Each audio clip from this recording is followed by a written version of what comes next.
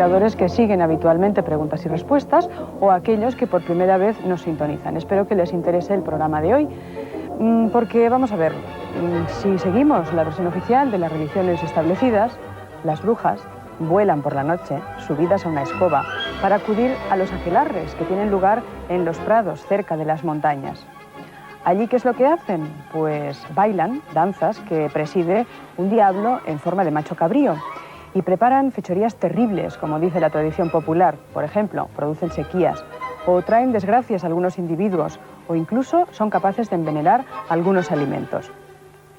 Las brujas son seres mágicos situadas en la difícil frontera que separa la realidad de la fantasía. Y podríamos decir que han sido víctimas de su propia historia. Todavía en estos momentos, seguramente, la mención de la palabra bruja inquieta a más de uno y a más de dos. Vamos a intentar dar respuestas a todos ustedes y para ello vamos a formular la pregunta: ¿quiénes son las brujas? ¿Qué hacen las brujas? ¿Y existen todavía las brujas? A los invitados que han tenido la amabilidad de compartir su tiempo y su conocimiento con todos nosotros, con todos ustedes. Les recordamos que tienen la posibilidad de participar en nuestra conversación si marcan el 675-2611 con los prefijos correspondientes, el 93, puesto que realizamos el programa en los estudios de Sant Cugat del Vallès, en Barcelona, y los códigos internacionales si nos siguen a través de Televisión Española e Internacional. A nuestro primer invitado le conocen. En realidad este programa ya nos comprometimos a hacerlo hace un tiempo.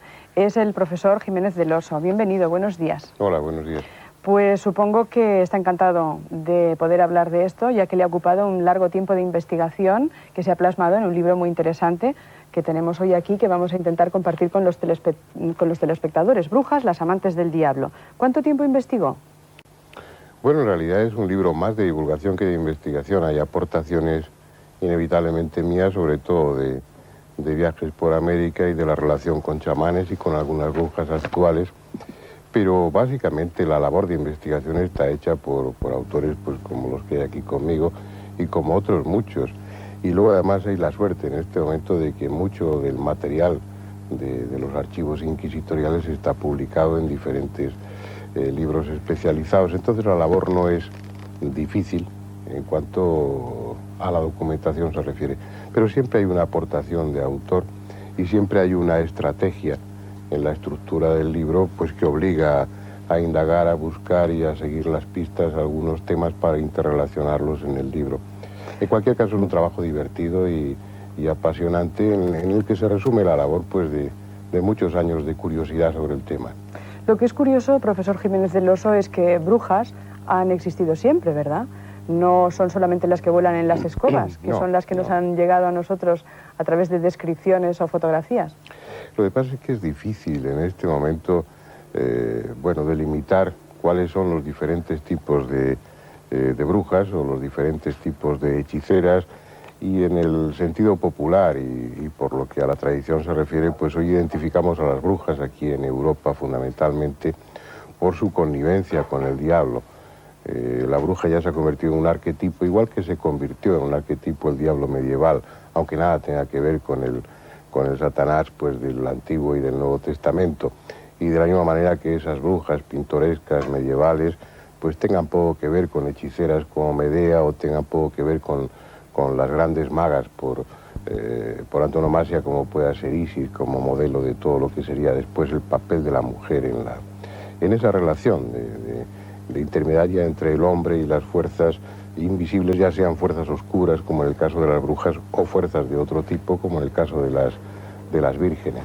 Lo que es curioso, profesor Jiménez del Oso, es que en estos momentos asociamos la bruja con las fuerzas del mal y sobre todo con el demonio. Y en los orígenes estaban más asociadas a lo positivo, a esa relación más directa con los dioses, es decir, magia, pero en plan positivo. Bueno, eso siempre es discutible. Y yo la primera parte del libro busco un poco las raíces y trato, aunque el libro responda a ese título que puede parecer un poco agresivo hacia la mujer, brujas, amantes del diablo, las amantes del diablo, yo trato de dignificar el papel de la mujer como intermediaria entre ese mundo invisible, el mundo de los dioses, como es en el caso de Isis, como podría serlo el caso de la Virgen María dentro de la religión cristiana, y como lo es en general el papel femenino. Es un papel que tiene que ver con lo maternal, con lo lunar, con lo inconsciente, y es la que hace de puente generalmente para ayudar al hombre. Isis es un poco el modelo del que han derivado pues tantas y tantas mujeres dentro del panteón religioso de otras culturas. Isis conoce el nombre secreto de Ra, que es un nombre que concede la inmortalidad y se lo da a los hombres a través de ritos, de rituales iniciáticos. Y bueno, ese papel, que además está acompañado de alardes de magia, como es recomponer la figura, el cadáver de su marido, de Osiris, fabricar un pene artificial para así poder engendrar a Horus, todo eso es magia pura. Lo que ella hace cuando está buscando el cuerpo de su marido, el cofre, pues hace transitoriamente de ama de cría de un príncipe fenicio y le pasa por el fuego todas las noches para procurarle el don de la inmortalidad. Es decir, hay toda una serie de elementos que ya están presentes en ese mito, de los que después se va a nutrir pues toda la magia, toda la hechicería y sobre todo la brujería medieval. Nuestro siguiente invitado también ha participado en otras ocasiones en la serie de programas Preguntas y Respuestas, porque es historiador y antropólogo. Es miembro del Instituto Aragonés de Antropología. Ángel Gari, buenos días, bienvenido. Hola, buenos días. Él sí que ha investigado, como hacía referencia el profesor Jiménez del Oso, en torno a la brujería y ha publicado diferentes trabajos. Brujería e Inquisición en el Alto Aragón, en la primera mitad del siglo XVII, las drogas en la brujería y algunos relatos de magia, y magia, brujería y cambio social, 1880-1980. He leído en uno de sus libros, profesor Gari, que la palabra bruja, así escrita en documento, aparece por primera vez en Aragón y la segunda vez en España, en este documento que se fecha en el año 1396 en Barbastro. Porque antes existían, pero no se nombraban, por lo menos en la documentación culta, podríamos decir. Existían, lo que pasa es que en la denominación, en términos españoles o romances, por decirlo de alguna forma, la primera vez que aparece es en el Pirineo catalán y la segunda es en el ámbito de Barbastro, que pertenece al somontano del Pirineo aragonés. Es decir, nos situamos en la zona norte, donde realmente aparecen otros muchos hechos importantes del nacimiento de la brujería moderna, no solamente para España, sino incluso para Europa, escogiendo el eje pirenaico desde Toulouse hacia el sur. No, sí. Perdón. No, que en esa zona es donde también surgen las referencias a los primeros aquelarres europeos. ¿Cuál es el lugar de España, profesor Gari, que ha perseguido más estrictamente a las brujas? ¿Perseguido o denostado, marginado? Es decir, ¿quién ha sido en toda la geografía española? ¿Quiénes han sido quienes más han dejado aparte o han intentado tapar el proceder de las brujas? El tema es complicado, pero en la zona norte de España, es decir, en la que está más analizada en cuanto a la documentación, que es País Vasco, Navarra, Aragón y Cataluña, allí hay tres formas de persecución a las brujas, y primero es la justicia ordinaria por intensidad y dureza, los jueces locales; segunda es la Inquisición; y tercera son los obispos, que también tenían jurisdicción en la persecución de brujas. Incluso hay una cuarta, que es el ajusticiamiento popular. Hay ocasiones, hay testimonios de que cuando los procesos se retrasaban más de lo previsto o el tema de los que se acusaba a las brujas era muy agudo y generaba una reacción social muy intensa, pues hubo casos como unos brujos de pies que fueron ejecutados en la propia cárcel por un ventanuco. Nuestra siguiente invitada es María Isabel Pijuan, es experta en antropología cultural y simbólica. Buenos días. Buenos días. Quizás deberíamos comenzar preguntándonos si realmente la marginación social y la brujería son dos conceptos que debemos tener unidos a la hora de considerar toda esta conversación. Pues yo creo que sí, porque en su inicio las brujas se presentan socialmente como seres marginales y además seres que no solamente son marginales en sí. Por ejemplo, en la Edad Media ser mujer ya es una marginación en sí misma, sino por eso generalmente las brujas son mujeres. También hay brujos, pero básicamente cuando hablamos de bruja hablamos en femenino. Son seres, como decía, marginales en sí mismos, pero también que automáticamente cuando empiezan a ejercer su, digamos, entre comillas, profesión de bruja, se automarginan de la sociedad, se mantienen aparte de la sociedad y entonces pues se dedican a ejercer unos determinados tipos de actividades que, digamos, son antisociales en un sentido, pero por el otro sí que verdaderamente pues consiguen captar también clientela entre incluso aquellas mismas personas que las denuestran públicamente. ¿Y usted ha tenido interés en intentar saber para qué consultaban a las brujas la gente del pueblo? Pues por lo que parece era básicamente por cuestiones de salud, y aquí pues digamos estamos trasladando el sentido hacia todo lo que tiene que ver con el curanderismo, la sanación, etcétera, que también puede tener en su origen una vertiente mágica para la predicción del futuro, que yo casi me atrevería a decir que actualmente es el cometido que tienen las brujas de hoy en día más, la predicción del futuro a través de horóscopos, etcétera, y también pues conectadas, como decía el profesor Jiménez del Oso, con el diablo, lo que tradicionalmente la competencia ha considerado que era el quehacer de las brujas, perder a todos aquellos a los que hacían el maleficio, los ungüentos de perdición. El profesor Gari se pregunta en uno de sus trabajos, bueno, me gustaría un poco la opinión de los tres también, ¿no? Pero podemos comenzar por el profesor Gari. ¿Hasta qué punto las brujas tenían tanto poder, como se ha dicho? Porque si hubieran tenido tanto poder, a lo mejor no las hubieran quemado en la hoguera, ¿no? Esa es una reflexión que usted tiene muy presente. Sí, cuando se alude a los supuestos poderes paranormales de las brujas, es una primera reflexión que no se puede negar, que en algún caso existan, pero mucho más limitados y, por supuesto, más esporádicos que lo que se pretende afirmar desde determinadas publicaciones actuales, puesto que si las brujas hubieran tenido los poderes que se les atribuyen, yo creo que no hubiera quedado ni un juez ni un inquisidor sano. Y, sin embargo, son muy pocos los testimonios donde la muerte de determinados inquisidores o determinados jueces está vinculada a sospechas por actuaciones maléficas de las brujas. Yo solamente he encontrado dos, uno concretamente en el Valle de Tena, que el inquisidor que subió a investigar la posesión del Valle de Tena, que fue una de las más importantes de Europa, murió, y en la correspondencia secreta se dice que se sospecha que fue por maleficio porque tenía la mirada limpia, la orina clara y la mente lúcida, y por tanto se sospecha que le había endemoniado, o que le había maleficiado, mejor dicho, Pedro de Arruego.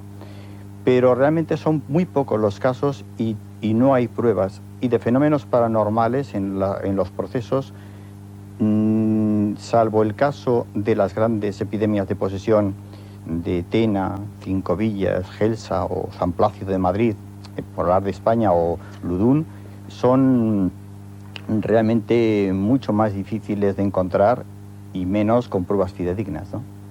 El profesor Jiménez del Oso. No, yo pienso lamentablemente, como dice Ángel, que los poderes de las brujas estaban más en la fantasía del pueblo, de la gente, en la fantasía de los inquisidores y a veces en la fantasía de ellas mismas. Obviamente tenían conocimientos de química natural, manejaban las plantas y manejaban toda una serie de recursos que eran útiles para fabricar filtros con diferentes funciones. Podían fabricar venenos, ellos estaban en contacto muy directo con alucinógenos de gran poder, mucho más de lo que se piensa, como la belladona o como el beleño negro. Había un conocimiento de lo natural. Y luego lo que había era una puesta en escena en los casos en los que se trataba de algo auténtico, que bueno, que era impresionante, que era repugnante en muchos aspectos, pero que en modo alguno implicaba unos grandes poderes. Hay una máxima que yo creo que sigue existiendo, y es que el que sabe calla, y los que realmente tuvieran algún conocimiento profundo de magia auténtica, pues no estarían en ninguna de las listas de los inquisidores, o se las habrían arreglado para poder esquivar la acción de la justicia, ¿no?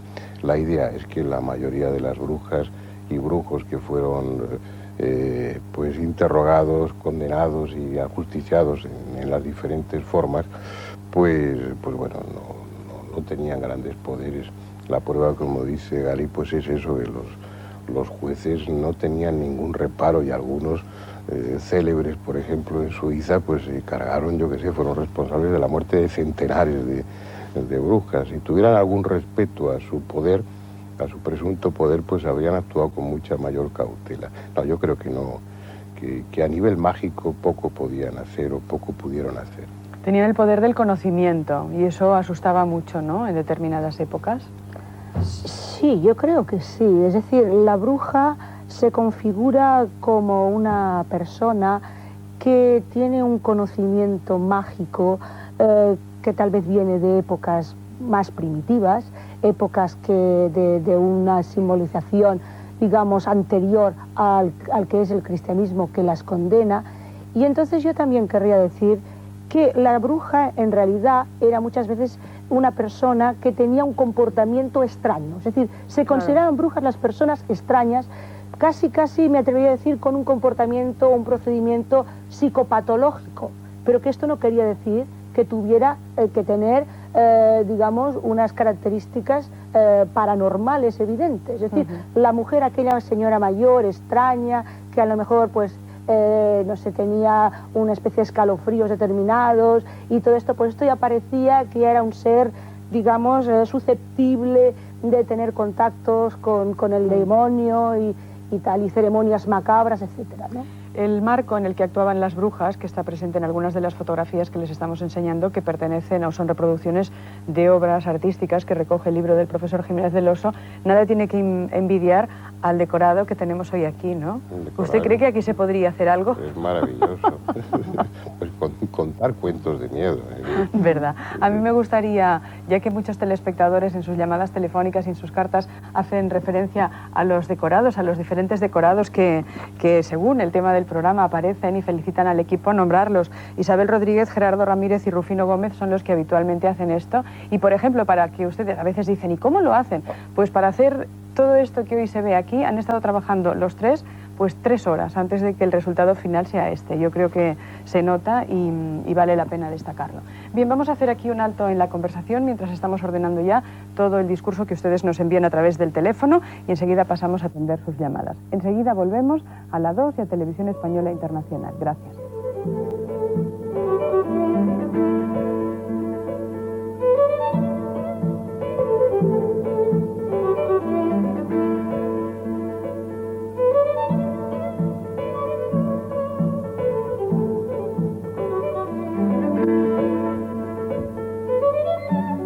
La primera llamada telefónica la recibimos desde Madrid. Buenos días. Hola, buenos días. Dígame, señora. Bueno, mi pregunta es para el profesor del Oso y es que si es cierto que los trabajos de magia negra en efecto pueden hacer mal a otra persona.